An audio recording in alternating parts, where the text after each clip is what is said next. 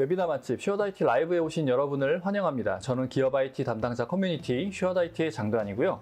오늘은 앱 이노베이션을 위한 애저 집중 탐구라는 주제로 웨비나를 준비했습니다. 지난 9월 29일에 SK CNC와 함께 엔터프라이즈 환경, 즉 기업에서 사용되는 애플리케이션을 어떻게 애저 환경에서 효율적으로 개발할 수 있는지 그 개발 환경에 대해서 말씀을 드렸습니다. 이 애저가 기업 애플리케이션 개발에 최적화된 개발 환경을 제공해 줄 수 있다는 것은 알았으니까 이제 실제로 애저에서 어떻게 애플리케이션을 개발할 수 있는지를 알아볼 차례겠죠.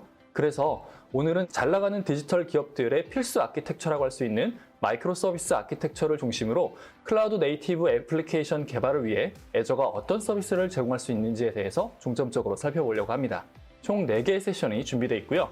데모도 함께 준비했으니까 많은 도움이 되시리라 생각이 됩니다. 그럼 본격적으로 첫 번째 세션을 시작해 보겠습니다. 클라우드 네이티브란 무엇이며 이런 환경에서 개발된 애플리케이션은 어떤 특징을 가지고 있는지에 대해서 다룰 예정이고요. 클라우드 네이티브 앱스 전이 101이라는 주제로 발표해 주실 양준기 리더님을 소개하겠습니다. 박수 부탁드립니다. 안녕하세요. 네. 안녕하세요. 네, 지난 9월에 이어서 또 뵙습니다. 네, 또 리더님. 뵙습니다. 네. 네, 알겠습니다. 그러면 첫 번째 세션을 함께 보도록 하겠습니다. 저희가 9월이었죠? 네, 9월 29일. 저희가 이제 대기업에서 애저를 어떻게 적용하면 좋을지는 애저에 대한 기본적인 소개를 드렸고, 네. 말씀하신 것처럼 이제 어떻게 더 잘 만들 것인가에 대한 관점으로 봤을 때, 네네. 어플리케이션 이번에 좀 포커싱을 해서 좀 저희가 준비를 했습니다. 그래서 네. 잘 들어주시면 좋겠고요. 네, 알겠습니다. 제가 맡은 주제는 그 101이라는 이름이 붙어 있는데, 네. 이 클라우드 네이티브 앱스가 왜 필요하고, 그다음 클라우드 네이티브 앱스가 무엇이고, 네. 그다음에 그걸 가지고 잘 활용한 사례들을 중심으로 해서 말씀을 드리면 네. 아마 이걸 들으신 여러분들이 클라우드 네이티브 앱을 이렇게 만들어야 되고 이렇게 만들면 내가 어떤 게 좋은 것인지에 대해서 느낄 수 있을 것 같아요. 네, 네. 알겠습니다. 그래서 먼저 클라우드 네이티브가 무엇인지 말씀을 드릴 거고요. 네. 그다음 왜 필요한지, 그다음에 사례를 가지고 설명을 드리도록 하겠습니다. 네. 우리가 좀 생각을 해보면 이 IT 환경이 한 5년 정도 또는 좀 더 멀리 가면 10년 정도를 생각해 보면 굉장히 많이 바뀐 것을 알 수 있었을 텐데요. 그죠? 네. AI나 아니면 데이터 같은 것들을 생각해 보면 사실은 그전에도 있었지만 이렇게 급격하게 최근 들어서 많이 발전되었다고 느낄 수가 있을 겁니다. 그래서 근데 그럼에도 불구하고 우리가 이 어플리케이션들이 그냥 있으면 되겠느냐는 측면에서 제가 좀 말씀을 드릴 건데요. 네. 여기 장표에 나와 있긴 하지만 우리는 이제 혁신이 가속화된 미래에 살고 있다라고 얘기할 수 있습니다. 그래서 기하급수적으로 컴퓨팅 자원이 증가가 되고 네. 데이터도 많아지면서 이거를 처리할 수 있는 자원들은 좋아졌는데 우리 어플리케이션들은 그대로 있다는 거죠. 뭔가 인프라는 그만큼 기술이 발전하면서 네. 정말 많은 어떤 처리를 할 수 있을 정도로 많이 네. 커져 왔는데 애플리케이션은 그냥 과거 수준. 네, 그렇죠. 머물러 있으니까 뭔가 확장된 그런 인프라를 제대로 누릴 수가 없는 거네요. 그렇죠, 맞습니다. 그래서 그런 관점에서 이제 새로운 클래스의 어플리케이션이 네. 만들어지고 있고 만들어져야 한다는 생각을 하고 있고요. 그런 네. 측면에서 오늘 좀 말씀을 드리려고 합니다. 네.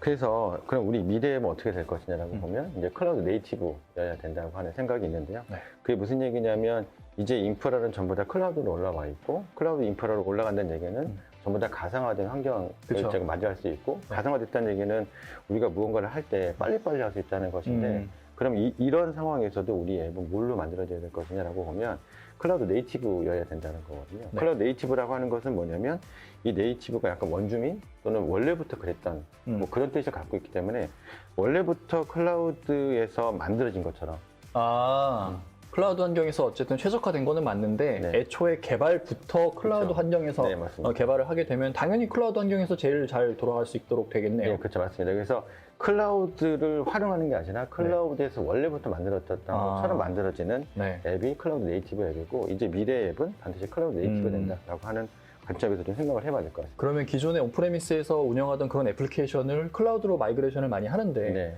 그런 거는 클라우드 네이티브 앱이라고 하긴 좀 무리가 있겠군요. 무리가 있죠. 그 무리가 있어서 사실은 자기의 비즈니스 모델을 가장 최적화시킬 적에는 사실은 네이티브 앱으로 만드는 게 제일 좋은데 네네. 사실은 보통의 비즈니스 로직들이 다 이제 기존에 있는 온프레임에 있기 때문에 그쵸. 그거를 활용할 적에는 네이티브 앱스럽게 만들 수밖에 없는 한계는 갖고 있을 것 같습니다. 그러면 기존에 어쨌든 온프레미스에서 기업들은 애플리케이션을 정말 많이 개발해서 운영을 해왔을 거잖아요. 네, 그렇죠. 그리고 이제 뭐 워크로드를 클라우드에서 한번 운영해 보자. 네. 그래서 일부 인프라를 클라우드로 옮겼어요. 네. 그리고 거기로 기존에 있던 애플리케이션을 옮기면 어쨌든 이건 태생은 온프레임 있으니까 그쵸, 맞아요. 클라우드에서 완전히 뭐랄까요 그 최적화가 좀 덜 돼 있으니까 네. 성능도 되게 떨어질 수밖에 없겠어요. 그렇죠, 맞습니다. 그래서 사실은 그런 이제 과거의 것들을 조금 버리고 원래 클라우드 네이티브 앱처럼 만들어줘야 되는데 그런 네. 한계들을 갖고 있어서 네. 사실은 그건 어느 정도 이제 타협점을 좀 얻어야 될 것 같고요. 장단이 있기 때문에. 네. 이제 그러면 클라우드 네이티브 앱이 그럼 뭐냐 대체? 네네. 아까 말씀드린 것처럼 원래 클라우드에서 태어났다고 생각했는데 그럼 클라우드 네이티브란 게 뭔데? 라고 관심이 이제 궁금한 점이 있을 겁니다. 네. 그래서 그 마이크로소프트에서는 클라우드 네이티브 앱을 뭐라고 얘기하고 있냐면 컨테이너에서 네. 어플리케이션 코드, 그 다음에 그거와 관련된 라이브러리를 묶어서 네. 마이크로 서비스를 배포를 하고 음. 그 배포한 것을 데브옵스 프로세스하고 도구를 사용해서 관리하는 것이라고 정의하고 있습니다. 아, 이게 무슨 말인지 잘 와닿지가 않는데. 네, 그렇죠. 네. 예, 컨테이너가 일단 핵심인 것 같아요. 마이크로 서비스 예, 저거나. 맞습니다. 예, 맞습니다. 그래서 사실 컨테이너라고 하는 거는 네. 우리가 이제 아까 이제 말씀드린 가상화라는 관점에서 OS까지 가상화한 네, 네, 컨테이너라고 하고 네. 그 컨테이너는 사실 어디 갖다 놔도 다 사실 적재가 될 상관없죠. 수, 예, 표준화가 되어 있기 때문에 네. 어플리케이션 일단은 코드랑 그 라이브러리 패키지에서 컨테이너를 묶은 다음에 그거를 자유롭게 배포할 수 있는 플랫폼이 필요한 거고 그걸 이제 컨테이너 플랫폼이라고 얘기할 수 있겠고요. 네. 근데 이게 사실은 그렇게 실행이 잘 되지만 결국은 이걸 빨리 배포를 해야 그쵸. 되고 또 빨리 적용을 해야 되는 관점에서 보면 네. 저희가 9월 달에 네. 또 한 번 하지 않았습니까? 네네네. 기억나시나요? 이사님? 아, 참 이거 세 달이나 그쵸, 지났는데 그쵸. 네, 네. 기억이 잘 안 예, 나지만 그때 네. 저희 그 최재희 매니저님하고 유대 매니저님 일단 데브옵스. 데브옵스, 예, 아, 그렇죠. 기억났습니다. 데브옵스 중요합니다. 네네네. 그래서 데브옵스 프로세스하고 도구를 사용해서 네. 이 마이크로소프트 관리하는 게 중요하다. 아, 그래서 이 클라우드 네이티브의 가장 큰 특징은 마이크로 서비스, 컨테이너, 네. 그다음에 컨테이너는 플랫폼, 네. 데브옵스, 그다음에 밑에 API가 펑션이 있는데 사실 이건 약간 부차적이라고 볼 수 있겠습니다. 왜냐하면 사실은 이제 모든 기업들이 자기의 비즈니스를 뭔가 서비스로 노출해서 그 서비스 자체를 가지고 돈을 좀 벌고 싶어 그쵸, 하거든요. 그러면 네. 사실은 자신의 서비스가 API로 노출돼야 되는데 그럴 때 필요한 게 API고 그런 API를 잘할 수 있도록 만드는 것도 클라우드 네이티브가 얘기하는데 이건 약간 좀 부수적이라고 볼 수 있고요. 그다음에 펑션이라고 하는 거는 애저에서 제공된 서비스이긴 한데 네.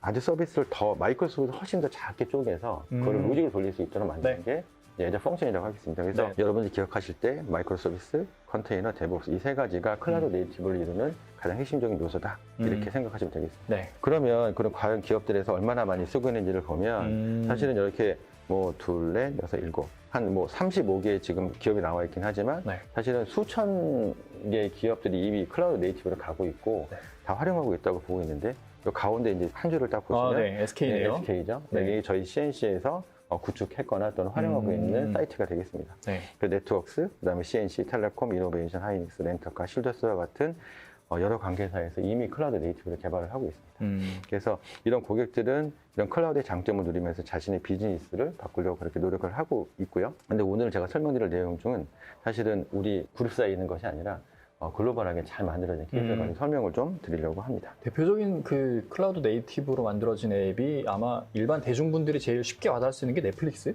네, 그렇죠. 라고 네, 볼 수 넷플릭스죠. 네. 네, 넷플릭스는 사실 좀 그 IT 기업은 아니지만 IT 기업인 것처럼 보이는 특수한 제일 잘 기업이죠. 나가는 IT 기업처럼 비춰지는 것 같아요. 예, 맞습니다. 그래서 사실 넷플릭스에서 나오는 사실 많은 라이브러리나 오픈소스들이 많이 있고요. 네. 그게 이미 마이크로 서비스나 또는 클라우드 네이티브 쪽에 많이 퍼져 있습니다. 아마 그 세 번째 세션에 나오는 스프링 클라우드라고 하는 것도 네네. 사실 넷플릭스에서 만든 거고요. 아, 예, 그래서 사실 거기는 많은 라이브러리들이 전부 넷플릭스에서 만들어서 배포가 된 거고 네. 그다음에 MSA가 사실 갖고 있는 많은 문제점들이 좀 있습니다. 네. 그래서 그런 문제점들을 해결한 오픈소스들도 넷플릭스에 제공을 하고 있고요. 어떻게 보면은 그 선구자 같은 역할을 많이 해왔나 보네요. 네, 맞습니다. 그래서 사실 넷플릭스 라이브러리가 저도 처음 봤을 때 굉장히 이상했지만 지금은 너무 자연스럽게 아, 넷플릭스도 뭔가 또 만들었구나라고 느낄 수 있을 정도로 굉장히 IT 쪽에 우수한 기업이라고 볼 수 있겠습니다. 네. 오늘 설명드릴 사례는 카이노스라고 하는 네. 어플리케이션인데요. 카이노스는 그 영국에서 서비스를 하는 그 NHS라고 하는 내셔널 헬스 서비스, 그러니까 그 국민의 건강을 책임지는 어떤 우리나라의 어떤 뭐 국립보건원 또는 의료원 같은 그런 서비스인데요. 이 카이노스는 그 NHS 디지털과 협력해서 수백만 명의 그 의료 서비스에 대해서 이제 자기가 보고 또는 조회를 하거나 또는 뭐 입력을 할 수 있는 서비스를 제공하게 되는데 네. 이 서비스의 특징은 뭐냐면 이 서비스를 만드는데 3달밖에 안 걸렸습니다. 야, 진짜 저게 되게 놀라운 것 같아요. 보통은 이런 애플리케이션 만들 때 최소 뭐 6개월, 1년 네, 이렇게 맞습니다. 대형 프로젝트로 네. 이렇게 만들잖아요. 그렇죠. 사실 우리나라 기업에서 보면 고객이 리퀘어먼트를 얻는 거 한 달, 네네. 분석 서기 한 2달 하면 일단 3달이 지나가기 네, 그러니까요. 때문에 아무것도 보지 못한 상태인데 네. 이거 3달 만에 만들었다는 거고 야. 그다음에 환자에 대한 민감 정보를 다루기 위해서 안정성하고 보안 측면에서 굉장히 멀티레이어드라고 해서 데이터베이스의 보안 또는 네트워크의 보안 또는 뭐 어플리케이션 보안까지 층층이 레이어를 쌓아서 보안에 대한 걸 강화했다고 볼 수 있겠고요. 클라우드 네이티브의 가장 큰 특징 중에 하나인 데보스, CI/CD 파이프라인을 통해서 제로 다운타임을 구현했다라고 하는 거고 네. 이 서비스가 400만 명 이상이 이미 서비스를 갖고 있습니다. 야, 어마어마하게 많은 사람들이 사용하는 이런 서비스를 3개월 만에 만들었다. 그렇죠. 네. 이것도 다 이제 클라우드의 어떤 혜택을 고스란히 누릴 수 있기 그쵸. 때문에 이게 네. 가능한 것 같습니다. 네, 그렇죠. 그래서 케빈 그레이엄이라고 사실 제가 모르시는 분이긴 한데요. 네. 이분이 말씀하시기를 애저의 관리형 서비스를 사용해서 NHS 앱을 매우 빠른 시간에 제공할 수 있었고 이를 통해 쓸데없이 시간을 낭비하지 않고 사용자 유선에 집중할 수 있었다. 이런 얘기는 이 얘기 핵심이 뭐냐면 내가 이 비즈니스를 만들 때 나는 비즈니스에 집중했다. 우리가 보통 어떤 솔루션을 써야 되고 어떻게 플랫폼 구축해야 될까를 관심을 갖고 있지만 네. 이제 그런 것들은 클라우드 네이티브 또는 클라우드 제공의 서비스를 충분히 쓰고 그게 이제 애저의 관리형 서비스라고 얘기하는 건데 그걸 네. 쓰고 나는 사용자 요구사항에 집중할 수 있었기 때문에 이 3개월에 만들었다는 게 이렇게 나오는 거죠. 뭔가 예전에는 이런 애플리케이션을 하나 만들 때 그 네네. 애플리케이션이 얼마나 잘 안정적으로 운영될 수 있느냐도 되게 중요한 요소였잖아요. 네, 맞습니다. 근데 이제는 그 부분은 그냥 애저한테 다 맡기고 네, 그렇죠. 나는 그런 거 신경 안 써. 그냥 어떤 식으로 이게 돌아가는지 그 애플리케이션 자체에만 집중을 할 수 있다라는 거네요. 네, 맞습니다. 그래서 이 카이노스를 만들 때 썼던 서비스들을 좀 간략하게 설명을 좀 드리려고 하는데요. 네. 첫 번째는 이 카이노스 같은 경우에는 자신의 서비스를 만들어내기 위해서 사실 여러 기관 또는 우리나라로 따지면 개업이 네. 조그만 병원들을 다 연결시켜야 되기 때문에 그 애저 API 매니지먼트라는 걸 통해서 네. 연결을 했습니다. 그래서 사실 그렇게 다양한 사실 서비스들을 묶기 위해서는 프로토콜도 다르고 데이터도 쓸 텐데 애저 API 매니지먼트를 통해서 빠르게 접속할 수 있었고요. 그다음에 아까 말씀드린 것처럼 보안과 관련해서 키와 그다음에 그 데이터의 암호화와 관련된 애저 키볼트를 사용해서 이 서비스를 잘 만들어냈고 저게 KMS 같은 건가 봅니다. 네, 맞습니다. 그래서 키볼트를 서비스 썼고요. 그다음에 아까 컨테이너 플랫폼이라고 말씀을 드렸는데 네. 이 컨테이너의 오케스트레이션을 책임져주는 쿠버네티스 서비스를 애저에서 관리해주는 서비스가 있습니다. 네. 그래서 애저 쿠버네티스 서비스를 쓰게 됐고요. 그다음에 이 어플리케이션을 포함해서 다양한 공간에서 나오는 데이터들을 모아서 어떤 분석을 하기 위한 애저 이벤트 허브라는 서비스를 사용을 했었고요. 네. 그다음에 NHS라고 하는 거는 이제 영국의 서비스이긴 한데 영국이 알다시피 네 개의 섬으로 이루어지지 않습니까? 뭐 스코틀랜드, 아일랜드 뭐 이런 식으로. 네. 그래서 얘들은 그 리전이라고 하는 그 데이터 센터를 2군데서 서비스를 했고요. 네. 이 2군데 서비스에 대해서 서비스가 잘 이루어질 수 있도록 이 코스모스 DB를 써서 동기화를 시켜놓는 방법을 사용했습니다. 네. 그다음에 성능 개선을 위해서 애저 캐치스포 레디스라고 하는 걸 썼겠고요. 그다음에 뭐 애저 컨테이너 레디스나 애저 데보스를 써서 구축을 했는데 이 서비스 핵심은 뭐냐면 결국은 애저에서 제공하는 매니지 서비스를 최대한 활용해서 이 어플리케이션을 구현했다라는 거에 강점이 있겠다고 볼 수 있겠습니다. 네. 그렇게 함으로써 뭐 네. 어쨌든 관리적인 측면은 다 그냥 애저에서 제공하는 기능에 다 믿고 네, 맡기는 네. 거인 거잖아요. 네, 맞습니다. 그래서 사실은 이렇게 애저에서 제공해주는 서비스를 씀으로 해서 이 카이노스를 만든 이 회사에서는 이 NHS가 잘 돌아갈 수 있는지만 집중할 수 있었다. 이렇게 보시면 되겠습니다. 네. 사실은 제가 계속 말씀드리는 그 핵심은 뭐냐면 서비스를 만드는 데 필요한 뭐 솔루션의 서비스는 전부 다 클라우드에 맡겨두고 나는 비즈니스에 포커싱을 해서 거기에 집중하자라고 하는 게 제 얘기의 계속 핵심이 되겠습니다. 네.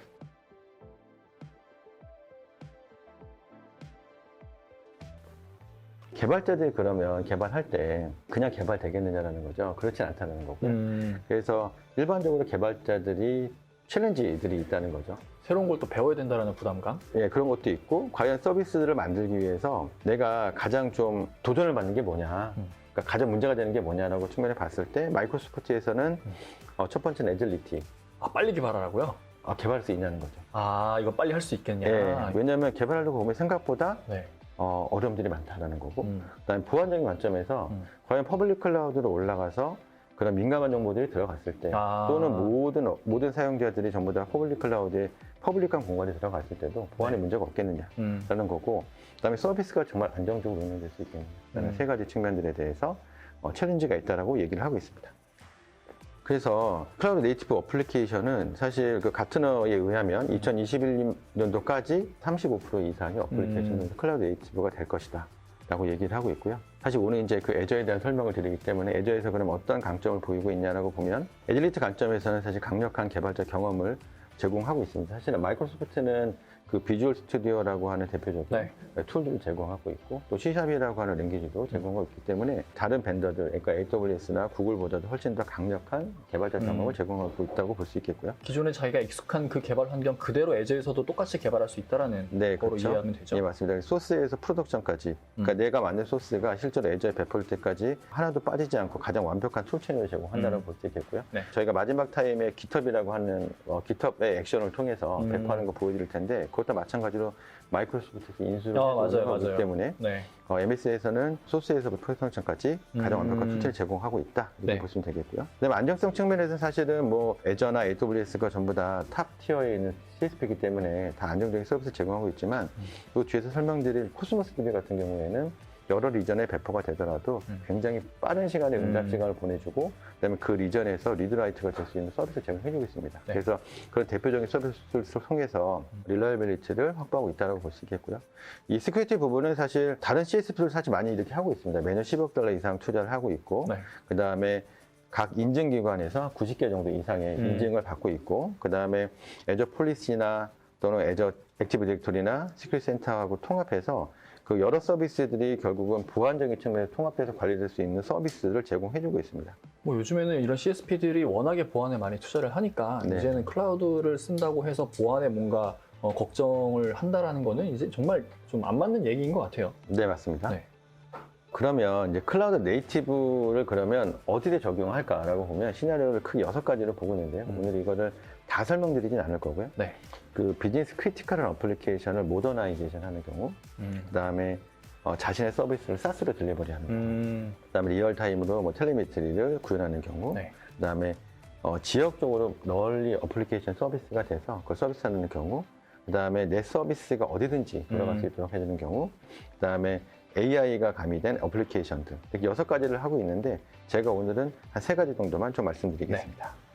첫 번째는 이제 비즈니스 크리티컬한 어플리케이션들, 뭐 가용성도 보장이 돼야 되고 신뢰성도 있어야 되는 이런 어플리케이션들을 과연 애저로 넘어갔을 때 어떻게 그러면 구현할 수 있냐라고 보면 API 매니지먼트, 그다음에 쿠버네티스 서비스, 그다음에 코스모스 DB, 그다음에 데이터브릭스 뭐 이런 여러 가지 서비스들이 있는데요. 결국은 이런 서비스들은 트래픽이 딱 몰려올 때 고객한테 빠르고 안정적인 서비스를 제공해야 되는 측면에서 제가 이렇게 말씀드린 서비스들은 어느 정도 임계치에 도달하면 본인이 다음으로 스케일아웃을 할 수 있는 구조로 되어 있습니다. 그래서 이런 식으로 구성한다 그러면 즉각적이고 탄력적으로 스케일아웃 됨으로 해서 인프라 관리 없이 트래픽 급증을 처리할 수 있겠고요. 그다음에 전 세계 어디서나 레이턴시가 짧은 데이터 액세스를 통해서 빠르고 강력한 사용자 경험을 제공해 줄 수가 있습니다. 지금 여기 보면 이 트래픽 매니저는 전 세계 리전에 서비스를 배포해 놓는다면 사용자의 리퀘스트를 받아서 얘가 가장 가까운 지역의 리전으로 서비스를 라우팅을 해줄 수 있고요. 그러면 그 서비스가 받아서 자기 서비스를 해서 응답을 해주기 때문에 사용자가 어디 있더라도 가장 짧은 레이턴시를 통해서 응답을 해줄 수 있게 제공해주고 있습니다. 뭐 일종의 캐시 서버 같은 역할을 해주는 건가요? 뭐 컨셉은 사실은 뭐 캐시나 CDN 같은 거긴 한데요. 이 네. 트래픽 매니저는 라우터라고 보시면 되겠습니다. 네. 글로벌한 라우터다. 네네. 그럼 글로벌 서비스 할 때는 저게 되게 유용하게 활용이 되겠네요. 네, 근데 맞습니다. 제가 조금 이제 궁금한 거는 네. 이런 비즈니스 크리티컬한 애플리케이션이 클라우드로 옮기기 제일 부담스러워하는 것들이잖아요. 네, 좀 부담스럽죠. 네, 아무래도 오프레미스에서도 진짜 제일 빵빵한 인프라에 네. 제일 최고 성능을 발휘할 수 있는 하드웨어에 DB에 뭐 진짜 정말 물량을 다 투입해서 빠른 성능 플러스 정말 안정적으로 돌아갈 수 있도록 그 하드웨어 자원도 되게 넉넉하게 해서 거기서 이제 운영을 하는 건데 이거를 클라우드로 옮겼을 때 과연 그 제성능이 나올 거냐라고 되게 많이 불안을 하시는 것 같아요. 네, 맞습니다. 근데 그런 성능 측면에서는 크게 뭐 이슈는 없는 건가요? 이슈가 있죠. 아, 그런가요? 네. 이슈가 없으면 다 올라갔겠죠. 네. 네. 사실은 이제 우리나라 같은 경우에는 오라클로 대표되는 네. 그 고가행성 데이터베이스를 과연 클라우드에서 구현할 수 있냐라고 보면 아직은 사실은 힘든 상황이고요. 그래서 사실은 비즈니스를 클라우드에 맞게 다시 완전히 바뀌어야 되는구나. 네, 바뀌어야 되는 게 있습니다. 그래서 내가 갖고 있는 인프라를 그대로 올렸을 때 성능이 발휘해라고 하면서 그거는 거의 안 된다고 보면 되고요. 네. 내 비즈니스를 잘 구현하기 위해서 클라우드 네이티브 서비스를 잘 쓰는 것이 중요하고 사실 그래서 그런 과정을 이제 클라우드 모더나이제이션의 이름으로 계속 얘기를 하고 있습니다. 네. 안정성 측면에서는 아까 말씀하셨던 그런 오토스케일링 덕분에 진짜 트래픽이 갑자기 몰려갖고 뻗는 경우는 거의 없을 것 같긴 한데 네, 맞습니다. 성능은 아직은 조금 더 발전의 여지가 필요하다라고 봐야겠네요. 그렇죠. 네, 맞습니다. 알겠습니다. 두 번째는 이제 그 API First SaaS 비즈니스 모델인데요. 이게 뭐냐면 내 서비스를 이제 API를 통해서 파는 거죠. 예를 들면 내가 갖고 있는 데이터들이 있는데 이 데이터들을 잘 만들어가지고 내가 API를 노출해주면 예를 들면 이거를 뭐 10원, 100원이든 팔게 되면 어쨌든 그 이제 비즈니스 모델이 바뀌는 거죠. 또 다른 비즈니스가 또 완전히 파생되는 거잖아요. 그렇죠. 그냥 웹사이트에서 정보를 제공하는 것이 아니라 내가 서비스를 제공해 줌으로 해서 그 서비스를 이용한 다른 서비스들이 다시 만들어지고 그게 결국은 경제적인 가치로서 활용될 수 있도록 하는 건데요. 사실 이런 케이스는 결국은 사실 API를 잘 만들어내는 게 제일 중요한 건데 이 기술적인 측면에서 보면 애저에서는 이 API 매니지먼트라고 하는 걸 통해서 제공해주고 있습니다. 그 API 매니지먼트라고 하는 서비스는 애저에서 내세우는 되게 좋은 서비스 중에 하나인데요. 크게는 이제 매니지먼트 포탈, 그다음에 디벨로퍼 포탈, 그다음에 게이트웨이라는 세 가지로 구성이 되어 있습니다. 그래서 API의 스펙을 잘 관리하고 그것의 라이프 사이클을 관리해주는 게 이제 매니지먼트 포탈이라고 보면 되겠고요. 그다음에 그 서비스를 이용하는 측면에서 보면 그 서비스에 대해서 뭐 파라미터를 확인한다거나 아니면 그 버전을 본다거나 뭐 테스트를 해볼 수 있는 디벨로퍼 포탈을 제공해주고 있고요. 그다음에 실제 API가 들어오면 그걸 자기의 내부 서비스 또는 외부 소프트에 연결하기 위한 게이트웨이 이 세 가지의 서비스로 구성이 되어 있고 이 API를 통해서 API를 노출시키고 서비스를 한다 그러면 사실은 다른 솔루션을 쓰지 않고도 잘 만들어낼 수 있다 이렇게 볼 수 있겠습니다. 네. 알겠습니다. 근데 이런 API라는 거는 어쨌든 그 개발 회사, API를 제공하려는 회사의 그 역량이 좀 되게 뛰어나야 되는 게 좀 전제가 돼야 되잖아요. 그 사실 API 설계를 잘 해야 되고 그 설계뿐만 아니라 인증이라든가 또는 권한이라든가 어떤 거버넌스 체계들이 굉장히 중요합니다. 우리가 이제 예전에 라이브러리를 호출하는 방식이 아니라 API라는 거는 사실 거의 계약이라고 보기 때문에 그 계약을 어떻게 잘 만들어내고 관리하느냐가 더 중요하다고 볼 수 있겠고 그 다음에 기존에 사실은 자신의 서비스를 그냥 어플리케이션 형태로 서비스를 제공해주던 회사들도 이제는 API 형태로 서비스를 만들어서 나는 내 비즈니스에 집중을 하고 그 서비스를 잘 만들어서 다른 비즈니스를 발굴하는 것들은 그걸 잘하는 회사에 넘기려고 하는 작업들이 좀 있습니다. 네, 알겠습니다. 우리가 가지고 있는 정보 중에 이거는 외부에 노출해서 또 다른 비즈니스 모델이 될 수 있는 것들은 API로 만들어놔서 그냥 배포를 해버리고 그거는 그거대로 신경 쓰고 우리는 그거는 이제 더 이상 신경 쓰지 않고 본질에 좀 더 집중할 수 있는 그런 시간을 벌 수가 있겠네요. 네, 맞습니다. 네, 마지막으로 설명드릴 내용은 이제 지오 디스트리뷰티드 앱인데요. 이거는 자신의 서비스를 글로벌하게 서비스를 하고 싶을 때 이용해 줄 수 있는 건데 아까 말씀드린 것처럼 애저 트래픽 매니저라고 하는 게 사실은 사용자 리퀘스트를 받아서 가장 가까운 지역으로 라우팅을 해주는 걸 말씀드렸는데 내 어플리케이션도 사실 그러면 세계의 각 리전에 다 배포가 되어야 됩니다. 근데 그것들을 애저에서는 애저 데브옵스를 통해서 전 세계에 배포할 수가 있겠고요. 여기 보시면 리전 A, 리전 B, 리전 C라고 되어 있지만 이게 한 국가일 수도 있고 또 여러 개의 국가일 수도 있습니다. 그래서 예를 들면 미국, 유럽, 한국 이렇게 세 군데 배포를 해놓고 애저 트래픽 매니저를 통해서 앞쪽에 사용 리퀘스트 받게 한다면 사용자가 미국이라면 미국 리전을 붙게 하고 유럽이라면 유럽 리전에 붙게 하고 한국이라면 한국 리전에 붙게 하는데 결국은 사실 데이터베이스가 문제거든요. 성능에 보면. 근데 그 데이터베이스를 각 리전에서도 각각 리드라이트를 할 수 있고 이 동결을 맞춰주는 서비스가 애저의 코스모스 DB가 되겠고요.